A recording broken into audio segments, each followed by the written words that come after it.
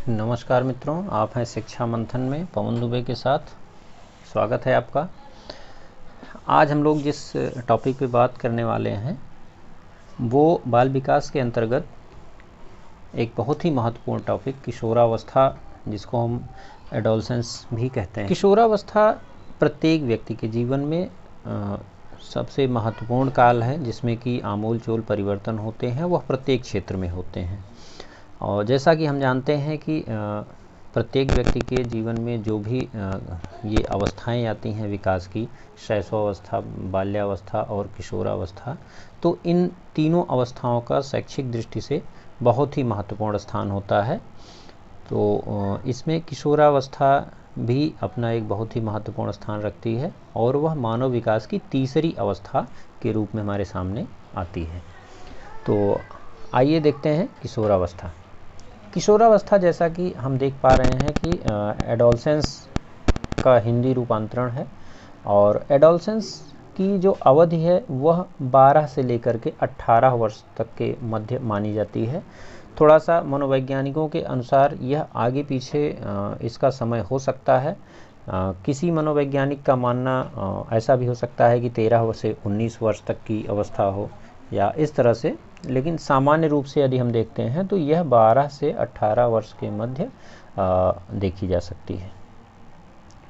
विभिन्न जो यूरोप के देश हैं, जिसमें अमेरिकन जो देश हैं, उसमें किशोरावस्था थोड़ा सा विलंब से आती है। जैसे उसमें लड़कों के संबंध में यदि हम बात करते हैं तो यह 15 से 21 वर्ष के मध्य मानी जाती है और लड़कियों के संबंध में जब हम बात करते हैं तो यह अवस्था मूल रूप से यदि हम देखते हैं तो 13 से लेकर के 21 वर्ष के मध्य इसको हम मान सकते हैं। तो कहने का आशय यह है कि इस अवस्था का आगमन जो है प्रत्येक देशों में जलवायु के अनुरूप थोड़ा सा विलंब से अथवा जल्द आ सकता है। तो आइए हम लोग बात करते हैं अब किशोरावस्था के संदर्भ में। किशोरावस्था हम देख रहे हैं कि इंग्लिश के एडोलसेंस का हिंदी रूपांतरण है। एडोलसेंस लैटिन भाषा से उत्पन्न हुआ शब्द है जो कि एडोलसियर से उत्पन्न हुआ है और जिसका अर्थ है वृद्धि की ओर बढ़ना या टू ग्रो, जिसको भी हम कह सकते हैं, यानी कि वृद्धि की तरफ बढ़ना। ठीक है, तो इस अर्थ में इसको हम देख सकते हैं। अब किशोरावस्था को अत्यधिक, थोड़ा सा यहाँ गड़बड़ हुआ है, अत्यधिक वृद्धि एवं विकास की अवस्था के नाम से भी हम जानते हैं, क्योंकि यहाँ होता क्या है कि शारीरिक विकास, मानसिक विकास, ये जितने विकास के आयाम हैं ये सभी अत्यंत तीव्र गति से अपने अपने विकास के क्षेत्रों में आगे बढ़ते हैं। तो इसलिए हम इसको कह सकते हैं कि यह जो अवस्था होती है वह तीव्र गति से इसमें विकास के समस्त आयामों को हम देख सकते हैं। ठीक है, इसके बाद हम ये देख लें कि आखिर हम किशोर शब्द का प्रयोग किसके लिए करें तो उचित होगा या किसके लिए किया जा सकता है। तो इसमें दो बातें मुख्य रूप से महत्वपूर्ण हैं, जिसमें पहली बात यह है कि बालक अथवा बालिका में यौन परिपक्वता, क्या है, यौन परिपक्वता के दृष्टिकोण से संतान उत्पन्न करने की क्षमता जब विकसित हो जाए तो हम उसको किशोर कह सकते हैं। और दूसरा जो इसमें बिंदु है वो है बालक या बालिका समाज में ऐसे व्यवहार करने में सक्षम हो जाए जो कि शारीरिक, मानसिक, सामाजिक तथा संवेगात्मक रूप से प्रौढ़ व्यक्तियों की तरह ही व्यवहार जो हो, वह ऐसे व्यवहार को जब किशोर करने में सक्षम हो जाता है तो उसको हम किशोर कह सकते हैं या किशोरावस्था के लक्षण के रूप में हम उसको देख सकते हैं। अब आगे हम देखते हैं कि इन दोनों योग्यताओं का कोई भी सार्वभौमिक उसकी आयु अभी तक निश्चित नहीं है, या इसको हम इस तरह से समझ सकते हैं कि प्रत्येक परिवर्तन जो भी होते हैं वह सतत होते हैं, एकाएक परिवर्तन का कोई भी कॉन्सेप्ट नहीं होता है। तो इसलिए यह अवस्थाएं ऐसी हैं जिसका कि हम कोई निश्चित सार्वभौमिक आयु निश्चित नहीं कर सकते हैं या उसको हम फिक्स नहीं कर सकते हैं। तो इन जो विशेषताएं हैं ऊपर की कि किशोर हम किनको कहें, तो ऐसी जो विशेषताएं बालक या बालिका में पाई जाने लगती हैं तो हम उसको किशोर शब्द से अभिहित करते हैं या उसको हम किशोर शब्द से पुकारते हैं। आइए देखते हैं इसके बाद कि इसकी कुछ परिभाषाएं हैं जो विभिन्न मनोवैज्ञानिकों ने अपने अपने अनुसार दी हैं, जो कि परिभाषाएं आपकी परीक्षा में लगभग पूछी जाती हैं और परीक्षा की दृष्टि से भी बहुत ही महत्वपूर्ण है। तो चलिए देखते हैं। इसमें पहली परिभाषा आपकी है ये इनकी स्टैनले हॉल की, जो कि बहुत ही प्रसिद्ध है और ज़्यादातर परीक्षाओं में पूछी जाती है। किशोरावस्था बड़े संघर्ष, तनाव, तूफान तथा विरोध की अवस्था है। किशोरावस्था में ये सारे गुण आपको सहज ही देखने को मिल जाएंगे कि किशोर में संघर्ष भी होता है, तनाव, तूफान और विरोध की भी स्थितियां परस्पर पाई जाती हैं। तो स्टैनले हॉल ने इसको इस तरह से परिभाषित किया है। अगली जो परिभाषा है वो है विग एवं हंट की। विग एवं हंट का कहना यह है कि किशोरावस्था के समुचित अर्थ को प्रकट करने वाला एक ही शब्द, जो शब्द है, यह परिवर्तन मूल रूप से हम देखते हैं तो सामाजिक, शारीरिक व मनोवैज्ञानिक के रूप में होता है। और इस परिवर्तन के फलस्वरूप ये हम देख सकते हैं कि जो किशोर है उसमें उसके शारीरिक रूप से परिवर्तन आ जाते हैं, मानसिक रूप से या सामाजिक रूप से या मनोवैज्ञानिक रूप से भी हम उसको कह सकते हैं। अगली जो परिभाषा है वो है आपकी किलपैट्रिक। किलपैट्रिक महोदय ने ये कहा है कि किशोरावस्था जीवन का कठिन काल है। यहाँ पर एक बहुत ही महत्वपूर्ण इनका शब्द है, क्या? कठिन काल है। तो किलपैट्रिक का मानना यह है कि किशोरावस्था कैसा काल है, वो एक कठिन काल है। अगली परिभाषा जो है वो है रॉस महोदय की। रॉस महोदय ने क्या कहा? इन्होंने ये कहा कि किशोरावस्था शैशवावस्था की पुनरावृत्ति है। कैसी है? पुनरावृत्ति है। ये सीधे सीधे प्रश्न परीक्षाओं में पूछ लिए जाते हैं कि शैशवावस्था की पुनरावृत्ति किस अवस्था को कहा जाता है। तो वो हम क्या उत्तर उसको टिक करेंगे? किशोरावस्था को कहा जाता है। ठीक, चलिए अगली परिभाषा जो है वो है आइजेंक एवं उनके अन्य साथियों के संबंध में, या उनके अनुसार जो है वह है किशोरावस्था वयः संधि के बाद की वह अवस्था है जिसमें व्यक्ति के अंदर उत्तरदायित्व की भावना स्थापित होती है। यहाँ पर क्या है? यहाँ पर किशोर के अंदर एक जो उत्तरदायित्व वाली भावना है वो धीरे धीरे विकसित होने लगती है, ऐसा मानना है आइजेंक एवं उनके अन्य साथियों का। तो ये कुछ महत्वपूर्ण परिभाषाएं रहीं। अब इसके बाद हम लोग बात करते हैं किशोरावस्था की प्रमुख विशेषताओं के संबंध में। विशेषताएं जानने की आवश्यकता इसलिए भी है क्योंकि एक अध्यापक होने के नाते या एक अभिभावक होने की हैसियत से प्रत्येक व्यक्ति को यह जानने की आवश्यकता होती है कि वह अपने बच्चों का या किशोरों का किस तरह से ध्यान रखे या उनकी शैक्षिक प्रबंध के रूप में किस तरह से वह उनके सर्वांगीण विकास में भागीदार बने या उसको सुनिश्चित कर सके। तो इस हेतु इन विशेषताओं को जानना अति आवश्यक है। आइए देखते हैं। ये विशेषताओं में आपकी पहली विशेषता जो है वो है शारीरिक विकास। शारीरिक विकास से आशय यह है कि किशोर और किशोरियों में मूल रूप से यदि हम देखते हैं तो शारीरिक विकास में किशोरों में पुरुषत्व का गुण और किशोरियों में स्त्रीत्व का गुण मुख्य रूप से विकसित होने लगता है। यानी कि किशोर अपने आप को पूर्ण रूप से पुरुष बनने की ओर अग्रसर होते हैं और किशोरियां जो होती हैं वो पूर्ण रूप से स्त्रियोचित गुणों को धीरे धीरे ग्रहण करने लगती हैं। तो एक यह भी मुख्य रूप से हम इस विशेषता के अंतर्गत देख सकते हैं। इसी के साथ यदि हम देखें तो हमें यह भी परिलक्षित होता है कि किशोर एवं किशोरियां इनके शारीरिक जो ढांचे हैं, जो मांसपेशियां हैं, उनमें दृढ़ता आने लगती है, यानी कि वह मजबूती की तरफ बढ़ने लगते हैं। और किशोरों में मूंछ या दाढ़ी इस तरह के दृष्टिगोचर होने लगते हैं लक्षण। और किशोरियों में वक्षस्थल या कूल्हे उनके विकसित होने लगते हैं और उनमें मासिक धर्म का भी प्रारंभ हो जाता है।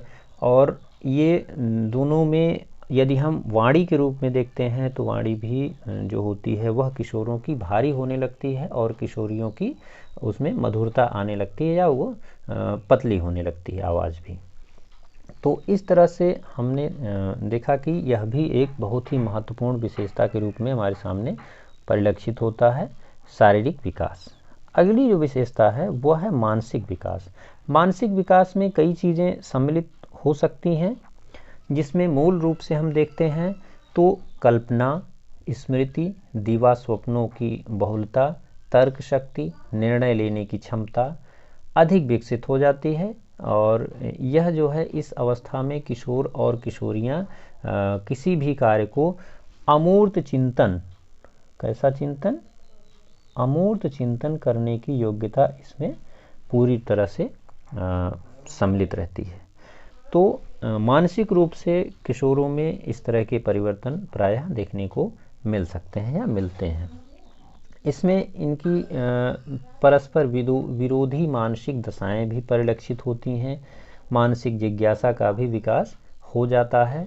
वह सामाजिक, आर्थिक या कह लीजिए कि राजनैतिक तथा अंतर्राष्ट्रीय घटनाओं या प्रघटनाओं या मुद्दों पर भी प्रायः किशोर रुचि लेने लगते हैं। तो इस तरह से ये बहुत ही महत्वपूर्ण विशेषता के रूप में हमारे सामने उपस्थित होता है। अगली जो विशेषता है वो है स्थिरता एवं समायोजन का अभाव।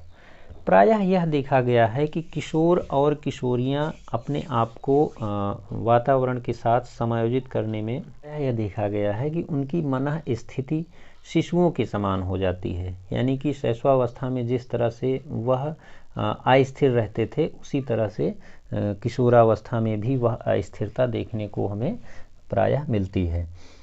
और इसी परिप्रेक्ष्य में ये हम देखते हैं कि इसको हम शैशवावस्था की पुनरावृत्ति भी किशोरावस्था को कह सकते हैं। इस तरह से हमारे सामने ये भी बहुत ही महत्वपूर्ण विशेषता के रूप में सामने आती है। अगली जो विशेषता है वो है व्यवहार में विभिन्नता या व्यवहार में विभिन्नताएं। अलग अलग जगह पर अलग अलग व्यवहार को हम देख सकते हैं किशोर अथवा किशोरियों में। कभी कभी इनके अंदर संवेगों की प्रबलता अधिक होती है और उस संवेगों की प्रबलता के फलस्वरूप ये ऐसे असाधारण कार्य भी कर डालते हैं जो कि सामान्य परिस्थिति में वह संभव नहीं होते हैं। और कभी कभी हम ये देखते हैं कि किशोर अथवा किशोरियाँ एक तरह से बहुत ही उत्साहहीन या उत्साह उनके अंदर बहुत ही कम पाया जाता है, बहुत ही उत्साह की कमी भी हम देख सकते हैं, जिसमें कि यह किसी भी कार्य को करने में रुचि नहीं लेते हैं। तो इनके व्यवहार में भी पूरी तरह से हम विभिन्नताओं को देख सकते हैं। तो यह भी इनके एक तरह से विशेषताओं के रूप में हमारे सामने आती है। चलिए आगे देखते हैं। अगला जो इनका बिंदु है वो है घनिष्ठ मित्रता। मित्रता जो बाल्यावस्था में होती है वह अस्थिर होती है, यानी कि प्रगाढ़ नहीं होती, परंतु शैशवावस्था की जो मित्रता होती है वह अत्यंत प्रगाढ़ होती है, घनिष्ठ होती है। जिसको भी शैशवावस्था में किशोरावस्था में जिसको भी किशोर मित्र बनाता है उससे अपनी व्यक्तिगत बातें भी शेयर करने लगता है, उससे एक तरह से कह लीजिए कि विभिन्न कार्यों के लिए परामर्श भी लेने लगता है। तो यह मित्रता कैसी होती है? यह मित्रता पूरी तरह से घनिष्ठ हम देख सकते हैं, प्रगाढ़ मित्रता होती है। अगली जो इसमें विशेषता है रुचियों में बदलाव अथवा स्थायित्व। तो जब ये रुचियां हम देखते हैं कि प्रायः शैशवावस्था से बाल्यावस्था में, बाल्यावस्था से किशोरावस्था में और किशोरावस्था में भी पूर्व के समय में, यानी कि जो पहली वर्ष होते हैं उन वर्षों में जो रुचियां होती हैं उनमें प्रायः बदलाव हम देखते रहते हैं। परंतु जब ये अंतिम वर्ष में आते हैं किशोर, तो अंतिम वर्षों में इनकी रुचियों में स्थायित्व हम देख सकते हैं। यहाँ पर क्या है, यहाँ पर अस्थायित्व तो प्रायः हम देख सकते हैं। इनकी रुचियों में अगर हम देखते हैं तो ये सारी चीज़ें शामिल होती हैं, जैसे पत्र पत्रिकाएं पढ़ना, कहानियाँ पढ़ना, नाटक पढ़ना या नाटक देखना, उपन्यास या फिल्मी गाने सुनना, फिल्में देखना या दूरदर्शन या टीवी वगैरह देखना, और इसी के साथ साथ अपने शरीर को आकर्षक बनाने के लिए अलंकृत होना या विभिन्न प्रकार के साज सज्जा के सामानों का उपयोग करना, और बहुत देर तक अपने आप को आईने में देखते रहना, या इन सारी चीज़ों को हम आसानी से देख सकते हैं। तो यह भी एक कह लीजिए कि विशेषता महत्वपूर्ण है। अगली जो विशेषता है वो है काम शक्ति की परिपक्वता। जैसा कि अभी हमने पहले देखा था कि इस अवस्था में काम इंद्रियों की परिपक्वता को हम सहज ही देख सकते हैं, और यह जो काम परिपक्वता होती है वह शैशवावस्था का दबा हुआ यौन आवेग जो बाल्यावस्था में सुप्त रहता है, यह किशोरावस्था में आकर के पुनः जागृत हो जाता है। तो यह भी एक इसकी महत्वपूर्ण विशेषता है। अगली जो विशेषता है वो है समूह का महत्व। किशोर अपने जीवन में जिस समूह में वह रहता है, खेलता है, उठता है, बैठता है, उसके व्यवहार से पूरी तरह से प्रभावित होता है, और उस समूह के सदस्यों से उसकी अंतरंगता हो जाती है, या कह सकते हैं कि उसके मित्रों में भी उसमें लोग शामिल हो जाते हैं। तो समूह का भी उसके व्यवहार पर पूरी तरह से प्रभाव हम सहज ही देख सकते हैं। तो ये भी एक तरह से महत्वपूर्ण विशेषता है। अगली जो विशेषता है वो है स्वतंत्रता एवं विद्रोह की भावना। हम प्रायः यह देखते हैं कि जो किशोर होता है, जब उसकी स्वतंत्रता बाधित होती है, वह चाहे उसके अध्यापक द्वारा हो, चाहे उसके अभिभावक द्वारा हो, या अन्य किसी भी घर के सदस्यों द्वारा हो, तो उसके अंदर एक विद्रोह की भी भावना प्रस्फुटित होने लगती है, या वह भी जो है सहज ही उसको देखा जा सकता है। तो इस तरह से हम ये भी देख सकते हैं कि किशोर जो होता है वो विद्रोही प्रवृत्ति का हो जाता है, या अपनी जो उसकी आवश्यकता है उस आवश्यकता की पूर्ति न होने पर वह घर से भी भागने की कह लीजिए कि उसमें लालसा देखी जा सकती है, या घर से बाहर जाकर के अपने स्वतंत्र अस्तित्व का निर्माण भी करने की लालसा उसमें प्रायः हम देख सकते हैं। तो इस तरह से हम देख सकते हैं कि यह भी एक महत्वपूर्ण विशेषता के रूप में हमारे सामने आता है। अगली जो विशेषता है वो है समाज सेवा की भावना। हमने जैसा कि इसके पहले भी अवस्थाओं में देखा कि कुछ ऐसे सामाजिक गुण हैं जिसका कि विकास बच्चों में धीरे धीरे होता रहता है, जिसमें सहयोग की भावना या किसी की सहायता की भावना, त्याग की भावना, तो ये सब क्या है, ये सब सामाजिक गुण हैं। और इन सामाजिक गुणों का विकास धीरे धीरे बालक में होने लगता है, जिसका कि कह लीजिए कि सर्वाधिक विकास किशोरावस्था में हम देख सकते हैं। तो किशोरावस्था में सामाजिक सेवा की भावना अत्यंत प्रबल होती है, और इस सामाजिक सेवा की भावना में किशोर अपने आप को ऐसा भी प्रस्तुत करता है जिसमें कि देश, समाज अथवा मित्र मंडली के लिए किशोर अपने प्राणों की भी बाजी लगाने के लिए तैयार रहता है। तो हम ये भी देख सकते हैं कि ये भी इसकी एक बहुत ही महत्वपूर्ण विशेषता है। अगली जो विशेषता है वो है धार्मिक प्रवृत्ति का विकास। धार्मिक प्रवृत्ति का विकास, इसमें मूल रूप से हम ये देखते हैं कि प्रायः किशोर मंदिर और मस्जिद या गुरुद्वारे में या इस तरह से जो भी धार्मिक स्थल हैं उनमें जा कर के वह पूजा पाठ या इस तरह के कार्यों में संलिप्त होता है, और उसके कोई न कोई इष्ट देव हो जाते हैं या उनकी पूजा में वह रत रहता है। कहने का आशय यह है कि यहाँ पर धार्मिक भावना का भी विकास बहुत कह लीजिए कि तीव्र गति से होने लगता है। तो यह भी इसकी एक विशेषता के रूप में हमारे सामने आता है। अगली जो विशेषता है वह है वीर पूजा की भावना, या वीर पूजा भी जिसको हम कह सकते हैं। इसको हम हीरो वर्शिप भी कह सकते हैं। तो एक यह ऐसी एज है जिस आयु में जो किशोर है वह अपने कह लीजिए कि इतिहास के जो वीर पुरुष रहे हैं, या जो फिल्मी जगत के कभी कभी ऐसा होता है कि जो एक्टर्स हैं उनका भी अनुकरण करने लगते हैं, या विभिन्न प्रकार के खेलों में या महापुरुषों या नेता, इस तरह के जो भी उनके आदर्श कोई न कोई बन जाते हैं और उन आदर्शों का वह प्रायः अनुकरण करने लगते हैं, अपने जीवन में क्या करते हैं, अनुकरण करते हैं। तो ऐसा ये अनुकरण क्यों होता है? ये अनुकरण वह इस तरह से करते हैं कि वह उनके जीवन से, उनके क्रियाकलापों से पूरी तरह से प्रभावित होते हैं। और किशोर क्या करता है कि उस जो व्यवहार है उस व्यक्ति का, जो उसके जीवन में रोल मॉडल है या आदर्श है, तो उस व्यवहार को अपने जीवन में वह उतारना चाहता है। ठीक है, तो यह भी एक इसकी बहुत ही महत्वपूर्ण विशेषता है। अगली जो विशेषता है वह है स्वाभिमान की भावना, या इसको भी हम इसमें शामिल कर सकते हैं, स्वाभिमान की भावना। बालक या किशोर में स्वाभिमान की भावना अत्यंत देखी जा सकती है। उसको कोई भी कार्य जब करता है तो उसमें उसका स्वाभिमान रहता है सामने।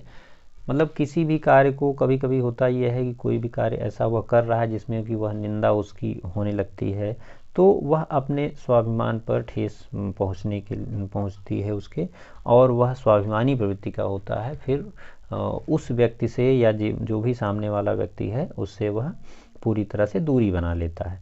तो हम ये भी देख सकते हैं कि स्वाभिमान की भी भावना किशोर के अंदर प्रायः पाई जाती है। अगली जो विशेषता है वह है आपराधिक प्रवृत्ति, या कह लीजिए कि अपराध प्रवृत्ति का विकास। तो इसमें हम ये देख सकते हैं कि किशोर या किशोरी का जब उसकी आवश्यकता के अनुरूप उसको सारी चीज़ें उपलब्ध नहीं हो पाती हैं, तो वह अभाव में जीना नहीं पसंद करता है। और जब अभाव में नहीं जीना चाहता है तो वो धीरे धीरे अनैतिक कार्यों को भी करने लगता है। किस लिए? क्योंकि उसकी आवश्यकता जो नहीं पूरी हो रही है, तो उन आवश्यकताओं को पूरी करने के लिए वह आपराधिक प्रवृत्ति को भी अपने व्यवहार में शामिल कर लेता है। या ये भी हम देख सकते हैं कि प्रायः जो भी अपराधी हुए हैं उनमें अधिकतर उनके जीवन में जब शुरुआत हुई है आपराधिक कार्यों की, तो उसमें किशोरावस्था का एक बहुत बड़ा अहम रोल होता है। तो इस तरह से ये भी हमारे सामने एक बहुत ही महत्वपूर्ण विशेषता के रूप में आती है। अगली जो विशेषता है वो है व्यवसाय की चिंता। हम ये सहज ही देख सकते हैं कि किशोर और किशोरियाँ इस आयु में अपने आने वाले जीवन के समय में क्या वो कार्य करेंगे, क्या व्यवसाय करेंगे, कौन सी नौकरी करेंगे, तो इन सब चीज़ों को लेकर के वह प्रायः चिंतित देखे जा सकते हैं। तो यह भी एक महत्वपूर्ण विशेषता के रूप में हमारे सामने आती है कि किशोर और किशोरियां अपने व्यवसाय को भी लेकर के चिंतित रहते हैं। इस तरह से हमने आज देखा किशोरावस्था के अर्थ, उसकी परिभाषा और उसकी विशेषताओं के संबंध में। इससे संबंधित और भी जो वीडियो हैं वो आपको हमारे चैनल के प्लेलिस्ट में मिल सकते हैं, जैसे शैशवावस्था, बाल्यावस्था। क्योंकि होता क्या है कि सारे टॉपिक आपस में एक दूसरे से इंटरकनेक्टेड होते हैं, तो अगर आपको इसमें समझने में कोई असुविधा हो रही है तो आप उन वीडियो को भी देख सकते हैं। और आने वाले समय में जैसे ही ये आपका वृद्धि एवं विकास का टॉपिक ख़त्म होगा तो इसके बाद हम ऑब्जेक्टिव क्वेश्चन की एक सीरीज भी आपके लिए लेकर आएंगे। तो आप बने रहिए शिक्षा मंथन के साथ, और आप इसी तरह से अपने वीडियो को आप देखते रहिए, शेयर करते रहिए। बहुत बहुत आपको धन्यवाद हमारे साथ जुड़ने के लिए।